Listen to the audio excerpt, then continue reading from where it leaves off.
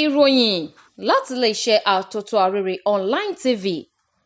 Onirọ Funfun Balau ní Akọgun o lórí ọ̀rọ̀ tó bá àwọn oníròyìn sọ.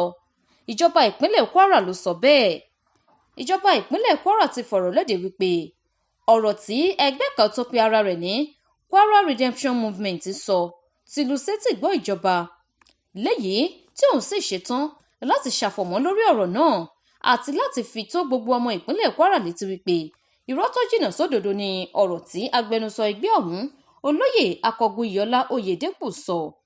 Ìjọba Kwara sọ wípé ọ̀rọ̀ eléyìí tí wọ́n fi léde náà kò jẹ́ tuntun sáwọn ènìyàn ìpínlẹ̀ Kwara, gẹ́gẹ́ bí wọ́n ṣe jẹ́ olóṣèlú eléte tó kùnà nínú ìgbìyànjú láti dojú ìjọba bolẹ̀ látàrí inú tó ń bí wọn.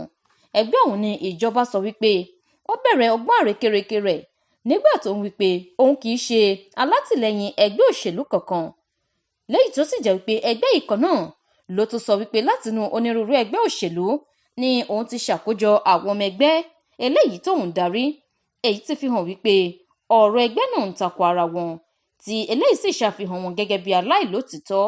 Bákan náà wọ́n tún pé àtìlẹ́yìn àwọn ní ẹgbẹ́ Ótógẹ́ tó ń ṣèjọba lọ́wọ́ rí gbà lábẹ́ ìdarí gómìnà Abdulrahman tó fi jáwé olúborí lọ́dún 2019 nígbà tó gba ipò lọ́wọ́ ìjọba Sàràkí tó fìdí rẹmi lọ́dún náà.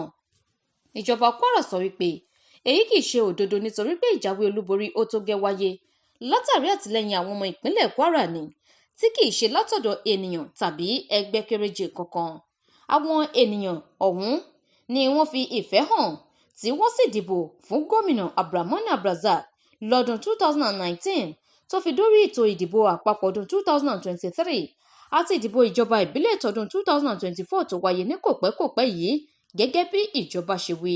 Nítorí náà yóò wù ìjọba láti sọ wípé Akọgun àtàwọn ẹmẹ̀wà rẹ̀ ni wọ́n tọ irú ọ̀nà yìí rí, tí àwọn ènìyàn sì lè sọ àbábọ̀ wọn nípínlẹ̀ Kwara. Kò yáni lẹ́nu, ṣebí ẹgbẹ́ yìí kan náà ló ṣì òmíràn nínú àwọn ọmọ ẹgbẹ́ rẹ̀ lọ́nà láti darapọ̀ mọ́ ẹgbẹ́ òṣèlú SDP síwájú ètò ìdìbò àpapọ̀ tọdún 2023, èyí tí kò sì padà so èso rere kankan fáwọn ọmọ ẹgbẹ́ náà. Ṣebí Akọgun tó jẹ́ olórí wọn ọ̀hún ló padà wá sínú ẹgbẹ́ òṣèlú APC tí ó sì wá jẹ́jẹ́ àtìlẹ́yìn rẹ̀ fún gómìnà Abdulrahman. Ìgbà wo gan ni Akọgun yóò pa irọ́ fún ará ìlú dà, àti wípé ṣé dandan ni kí Akọgun pa irọ́ ni? Akọgun tó sọ wípé òun kò ní kankan ṣe pẹ̀lú gómìnà mọ́ ni a tún rí lójú fọ́nrán fídíò tí ó ń kí gómìnà ní mẹ́sàn-án mẹ́wàá. Kò yáni lẹ́nu, àwọn àṣeyọrí lọ́kan-ò-jọ̀kan eléyìí tí gómìnà Abdulrazak ṣe lẹ́nu lọ́lọ́ tó gorí ipò ló ń dá inú bí Akọgun àtàwọn ẹmẹ̀wà rẹ̀. Bákan náà ló sì jẹ́ wípé a fẹ́ lo àǹfààní yìí láti fi pàrọwà sí gbogbo ọmọ ìpínlẹ̀ Kwara wípé kí wọ́n má ṣe tẹ́tí gbọ́ gbogbo àwọn ọ̀rọ̀ ìṣinilọ́nà àti irọ́ funfun eléyìí tó ń tẹnu Akọgun jáde. Ìjọba ìpínlẹ̀ Kwara lábẹ́ ìdarí gómìnà Abdulrahman yóò sì máa tẹ̀síwájú láti máa ṣe ohun tí yóò mú ìgbáyégbádùn bá ará ìlú ní ìpínlẹ̀ yìí.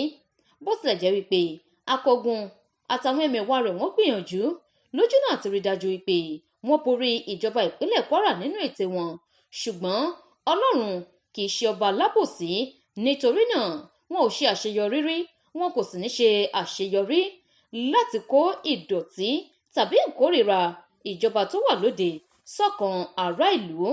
Àtìlẹ́yìn ará ìlú ní ìjọba ìpínlẹ̀ Kwara lórí gbà ó tí ó fi jáwé olúborí ètò ìdìbò ìjọba ìbílẹ̀, tí kì í sì ṣe wípé àtìlẹ́yìn ẹnì kankan bí kò ṣe ti Ọlọ́run àti ti ará ìlú.